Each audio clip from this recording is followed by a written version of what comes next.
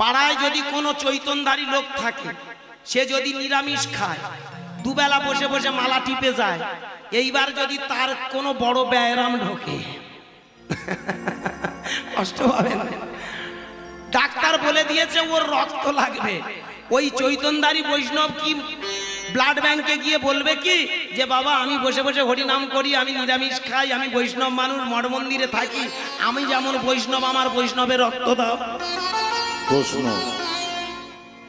কোন মুসলমান মৌলবি তার রক্তের দরকার, সে 5 বার নামাজ পড়ে, আসে 5 ওয়াক্ত নামাজ পড়ে, সে মক্কা মদিনা সব চষে এসেছে, এইবার বড় ব্যায়ামে পড়েছে, ব্যায়ামে পড়ে যদি তার রক্তের দরকার হয়, সে মুসলমান এসে কি বলবে বাবা আমি হজ করে এসেছি, আমি মক্কা মদিনা সব ঘুরে পাক খেয়ে এসেছি, আমি 5 বার নামাজ পড়ি, বাবা আমি মৌলবি সাহেব, মৌলবীর রক্ত দাও?